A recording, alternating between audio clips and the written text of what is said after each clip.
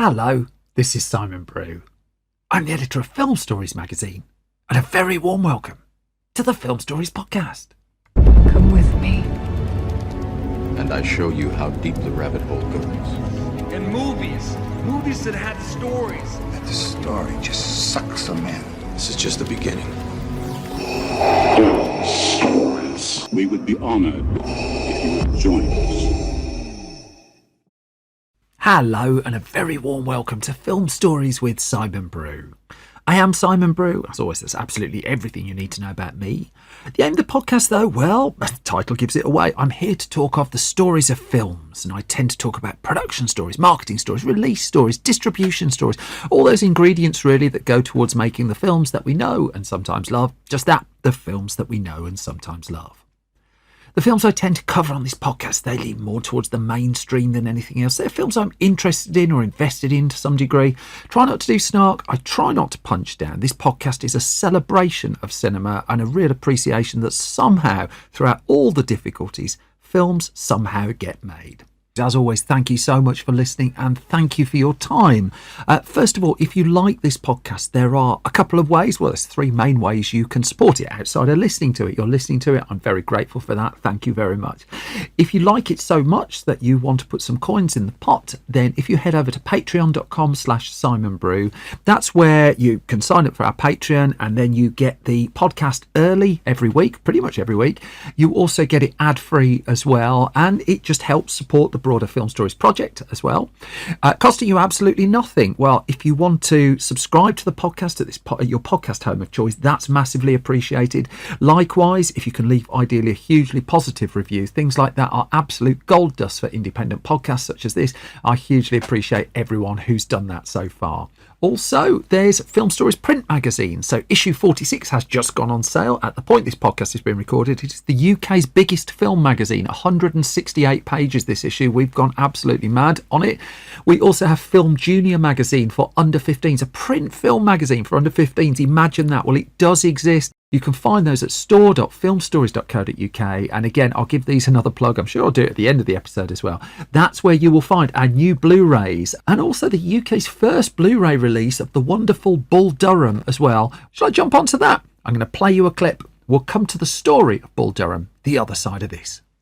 What do you believe in there? Well, I believe in the small of a woman's back, the hanging curveball, high fiber, good scotch, and I believe in long, slow, deep, soft, wet kisses that last for 3 days. Oh, my.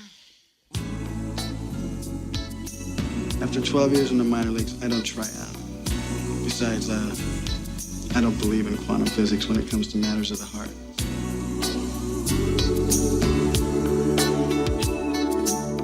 Sometimes love can explain.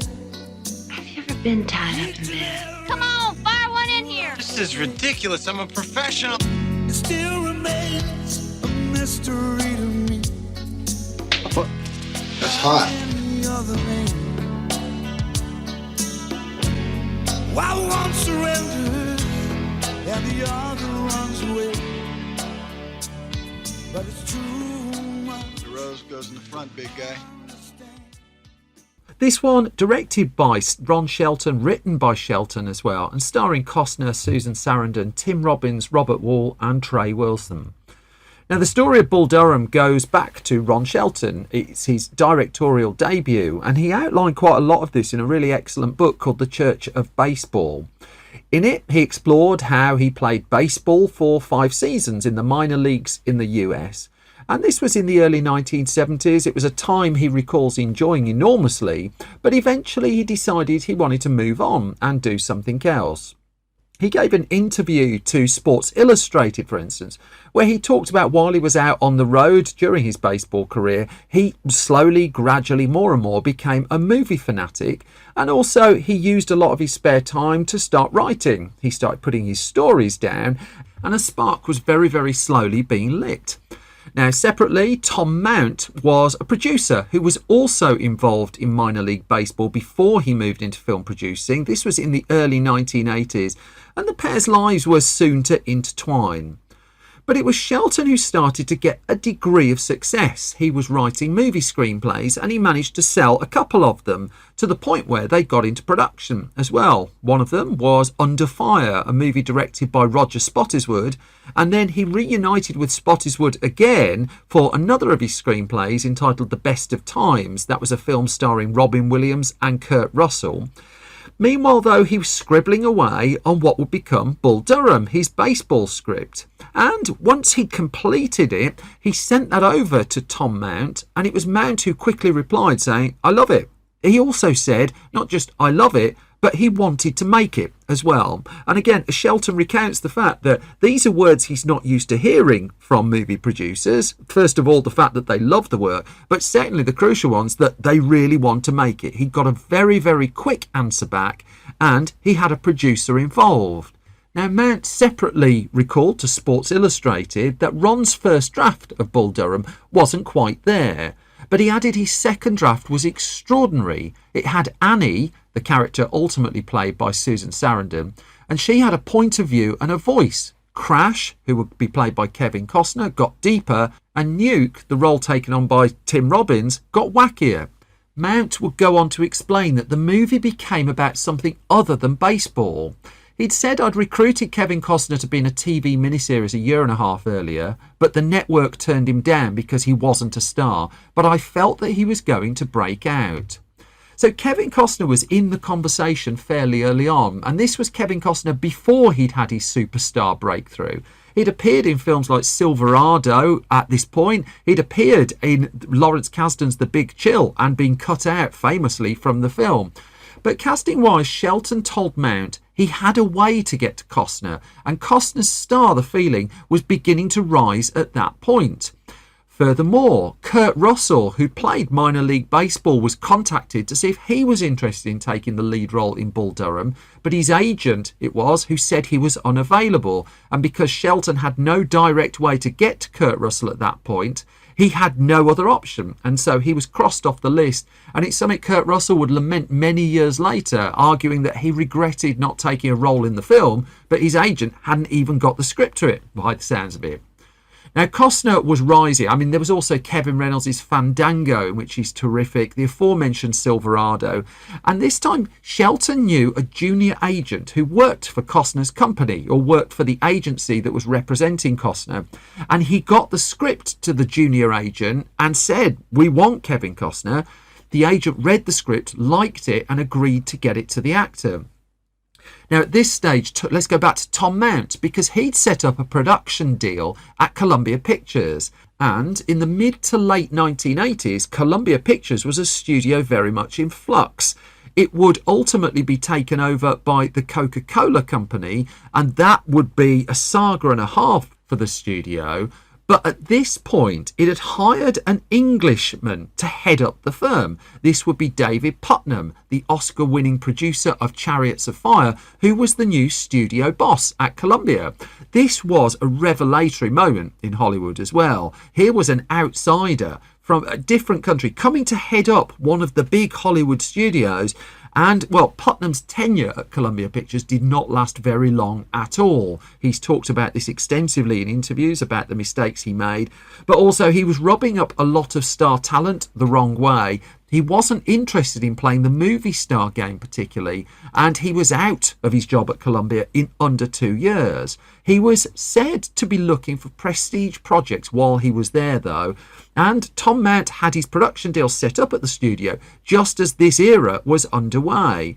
As such, he took Bull Durham in, and it was turned down. It was put into turnaround, which meant that Mount could go and shop the project somewhere else if he could find a studio willing to pay Columbia's costs on it at that stage. But Columbia wasn't making it. It was a case of David Putnam doing a favour for the film by agreeing to put it into turnaround. He could have just killed it. He could have just put it into development hell for the rest of time. But he didn't. He gave it back to the producer.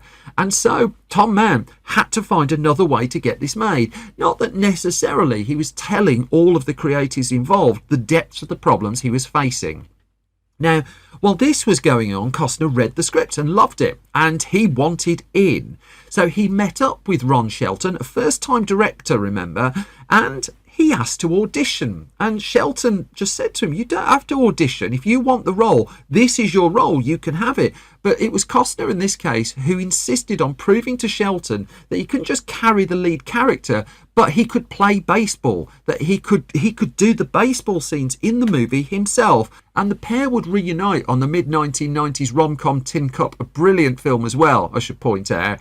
And in that instance, Costner had to prove that he could play golf. Here, it was baseball, a sport that he loved, but he needed to be sure that he could just swing the bat on screen.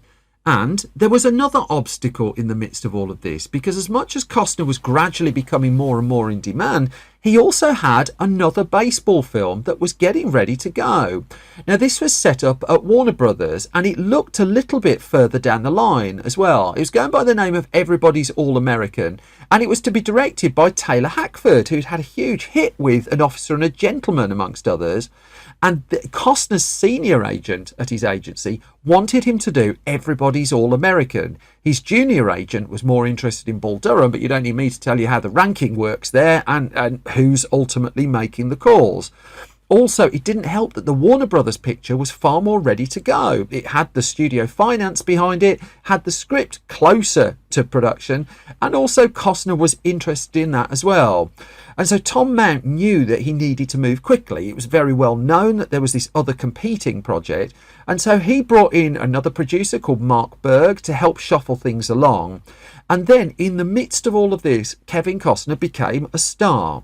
Brian De Palma's film The Untouchables opened in cinemas and really was the catalyst to launching Costner towards full-on movie stardom.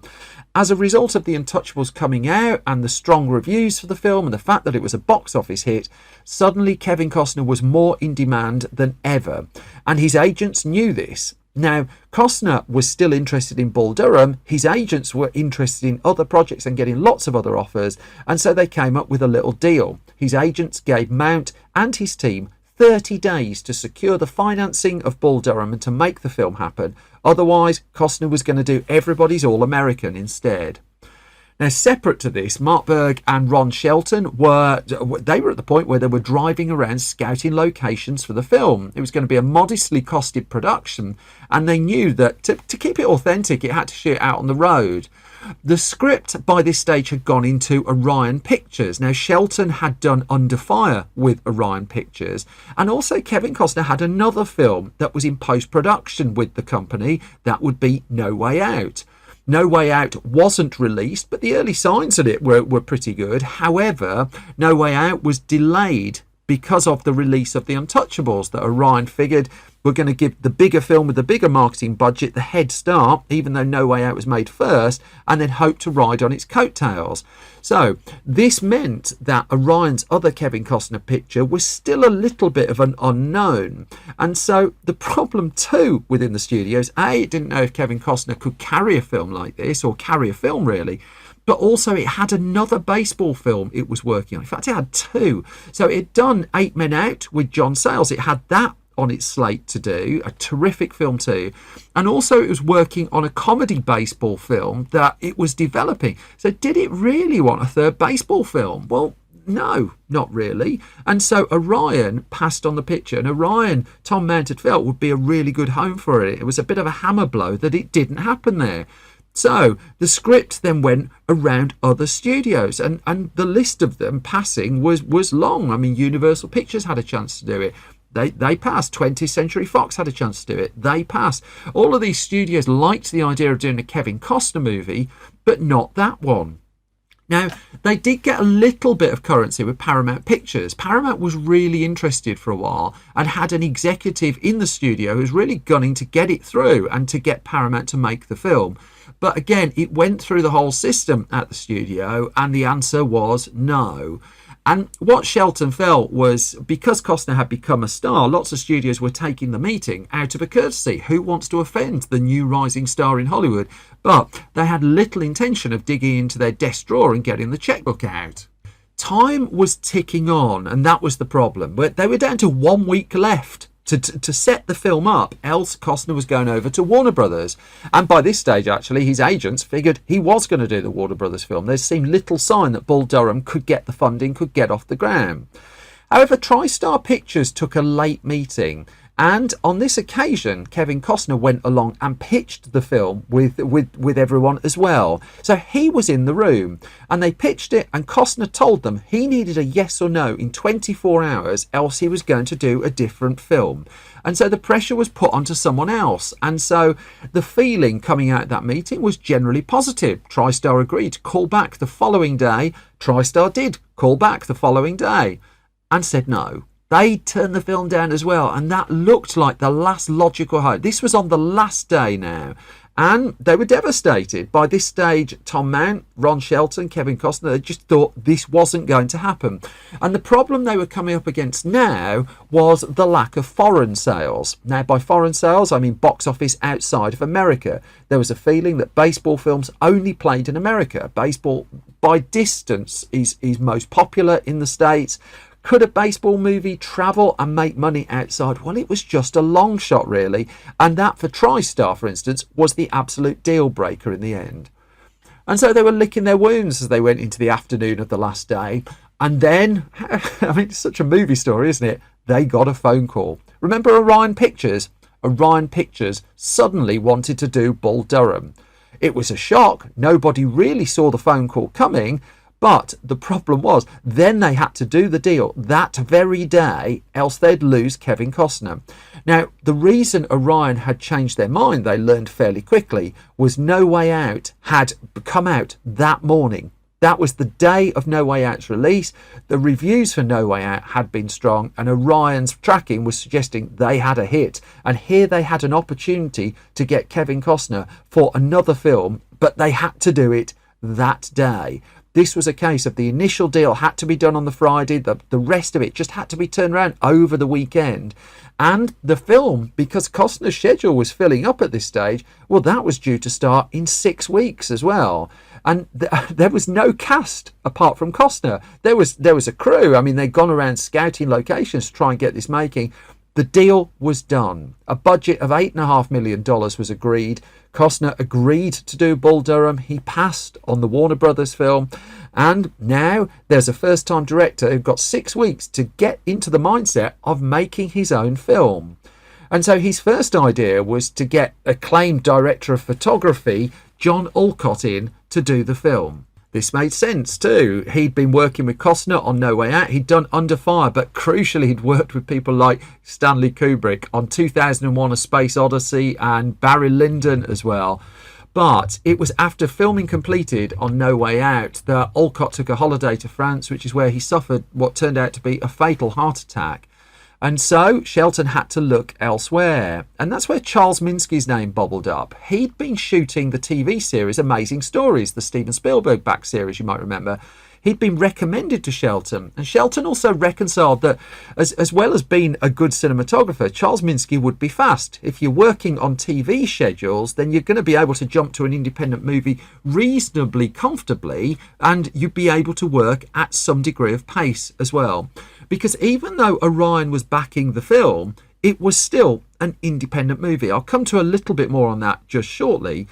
But we were still in the midst of the casting at this point, and there was an executive at Orion Pictures who was absolutely adamant that Anthony Michael Hall should play one of the 3 key roles. Now, Anthony Michael Hall had been made famous by John Hughes movies in the 1980s, and Orion felt, or this particular executive felt, that he was right for the role of Nuke. So Shelton, he agreed to take the meeting. I mean, why wouldn't you? But Anthony Michael Hall turned up to that meeting, according to Shelton, late. This did not impress the writer-director. Anthony Michael Hall also apparently admitted that he'd never read the script at the point he came to that meeting. And so the thinking was, well, there's no point carrying on here. But Orion was insistent, and so Shelton agreed to meet him again the following day. And so in walked Anthony Michael Hall the following day. This time he'd only apparently read half of the script, so out walked Ron Shelton. Didn't want the meeting. Charlie Sheen, he was a possible, but he'd by now agreed to do 8 Men Out. He got his baseball movie. For the role of Crash Davis, I mean, Kevin Costner got to it fairly early, but there had been conversations about Harrison Ford and Mel Gibson and stars very much of the 1980s as well, just taking that part on. And then for the crucial female lead role in the film, Annie Savoy, both Ellen Barkin and Kim Basinger passed on the role. They were offered it, they were sounded out, they weren't interested. Soon, though, Susan Sarandon was Ron Shelton's choice for it. But this was a case where Orion Pictures bosses were just concerned she was the wrong fit for the role. In a very 80s way, there was a feeling that she was perhaps a little bit too old, not alluring enough for the part. And so what happened was Sarandon went to Orion's boss's office in the style of the character. I won't get into great detail. This has been covered elsewhere. And Shelton got his choice. Let's just say Sarandon charmed the bosses of Orion. And so the casting was almost complete. So Sarandon explained that at the time I had a child with an Italian and we were living in a small village on the sea. And she told this to Sports Illustrated. She said, my agent sent me this script. He said Orion had gone out to a number of actresses who were higher up on the list, but they'd refused to audition. Now, I was at the bottom of the barrel, she said. The studio wasn't even interested enough in me to pay for the flight to LA, but the characters were so funny, the speech is so poetic, I knew I had to put my ego aside and just go for it, and she just went for it. Now, Bull Durham is a film awash with terrific supporting performances as well, and one of them is the role of Larry. Now, that was taken in the end by Robert Wuhl, and Wuhl came in for his audition, an audition that's regarded as one of the worst that Ron Shelton has ever seen. Now, Wuhl's background is as a stand-up comedian, and at this point he'd had Good Morning Vietnam starring Robin Williams for director Barry Levinson to his name. But it was Bonnie Timmerman, the casting director, who basically apologised to Shelton after Robert Wuhl came in and just talked to them for 100 miles per hour. And she said too, it's the worst audition she'd ever seen.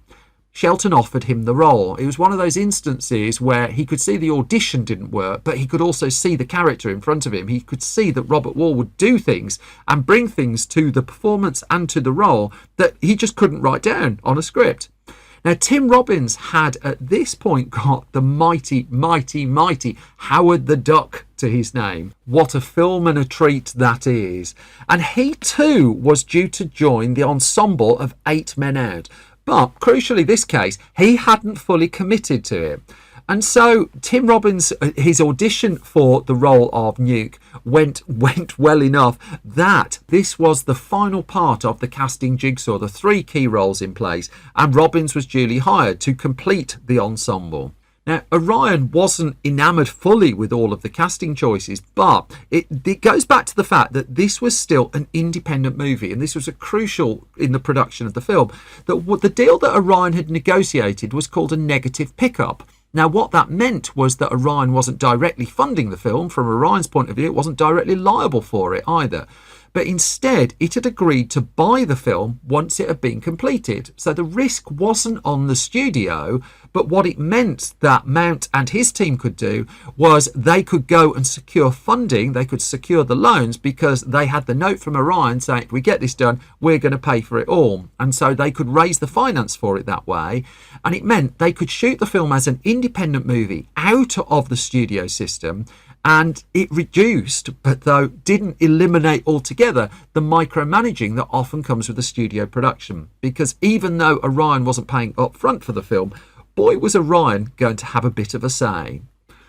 Filming on Bull Durham started on October the 5th, 1987. Now, before that, Shelton had got the cast to Durham 2 weeks before filming for rehearsals and for a baseball camp as well. They recruited local players to flesh out the baseball rosters and the cast. There were also late changes as well. The late J.T. Walsh had been cast at one point in Bull Durham, but he dropped out when apparently someone offered him a more lucrative role elsewhere. Shelton had from the start written this script with a view to him directing himself, and thus with a modest budget as his expectation, he'd set the story primarily across 3 locations. This was a smart bit of independent filmmaking. He knew it meant it would reduce the amount of shuffling equipment from place to place, and it also allowed him just a little bit more wiggle room in the shooting of the film. Those 3 prime locations being the baseball field, a locker room set, and the house of the character of Annie. And so they went to Durham in the US. They hired the Durham Athletic Park there, where the Durham baseballs played.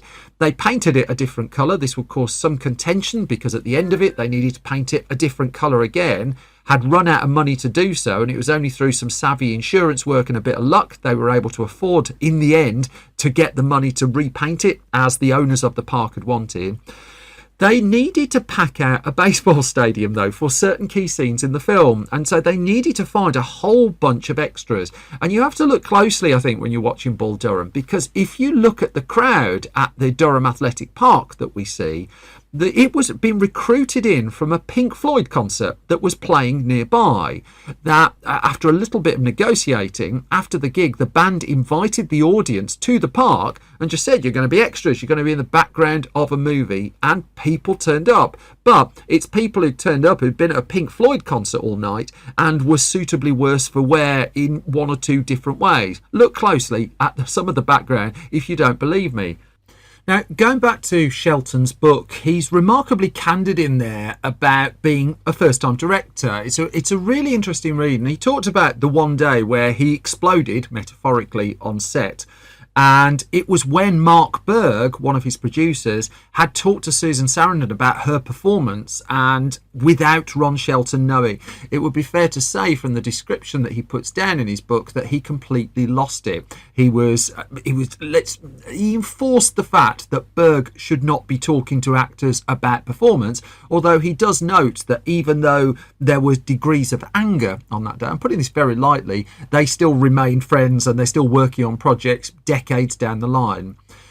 The biggest practical problem that Shelton was facing were sequences on a bus, and this is where a problem with Orion Pictures would come in, because in order to shoot on a bus that was travelling round as the team are going from game to game, they wrapped it up in some silk material, really, just to manage the light. Now, from the outside, it must have looked a complete sight, all this material just covering the bus. But what it meant was that they could move the bus while they could have sequences playing out on the bus while it was being driven because the light was manageable. Now, this was lost on an Orion executive who happened to be watching this play out. This was the day he'd come to visit the set, and he hated what was described as the hat on the bus and reported it back to the mothership. And meanwhile, back in the offices at Orion, many, many miles away from where Bull Durham was shooting, the negative chatter was underway. Because then sprung up a rumour that Orion didn't like Tim Robbins' work in the film, and that maybe Susan Sarandon wasn't quite working. And then that executive in Los Angeles was still pushing for Anthony Michael Hall to take on a role in the movie.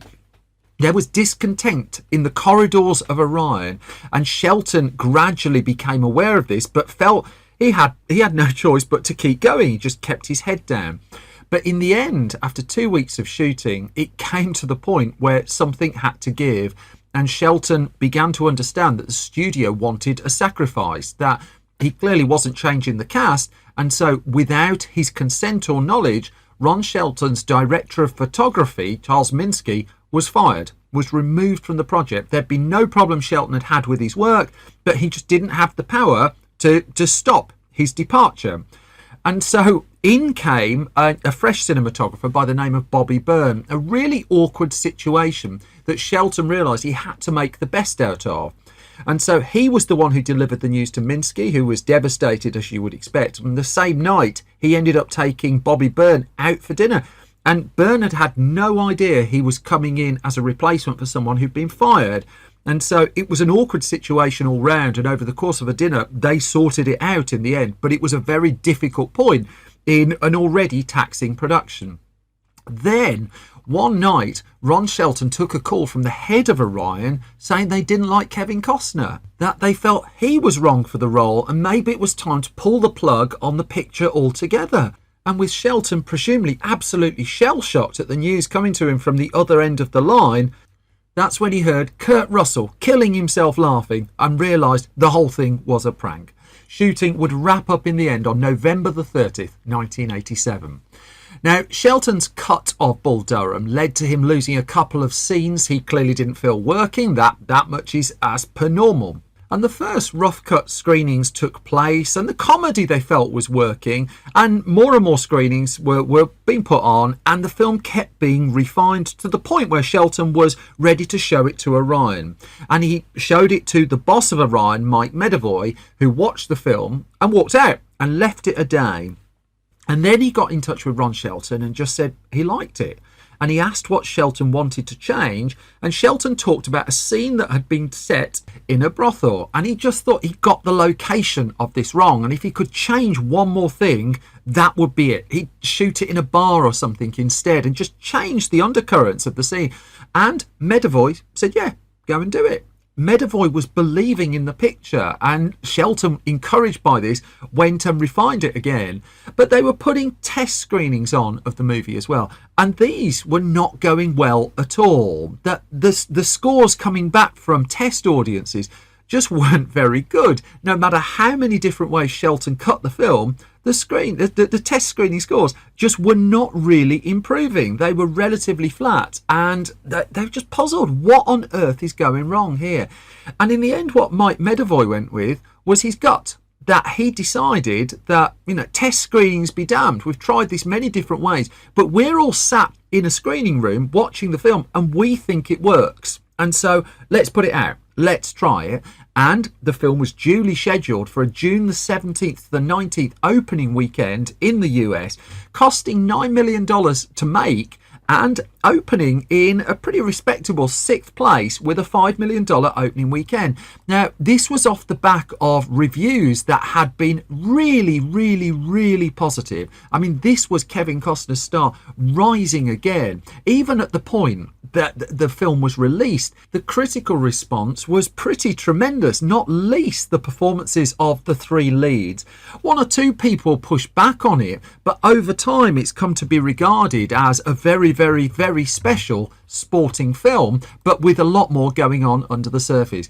Audiences had a lot of choice on its opening weekend. The Arnold Schwarzenegger James Belushi doubleheader Red Heat opened that weekend and took the top spot. There was The Great Outdoors coming in from Universal Pictures. Tom Hanks in Big was still in the chart in 2nd place. Crocodile Dundee 2 had been around for a month. That was in the top 5 as well. And this was an era where a film could hang around the chart. It wasn't all on the opening weekend and then you drop out and can't find the film for love nor money.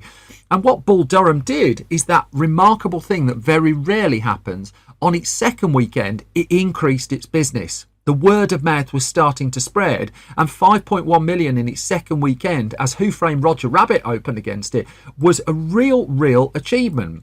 And in fact, the money kept coming in. I mean, Bull Durham broke into the top 5 after 4 weeks. It was going up.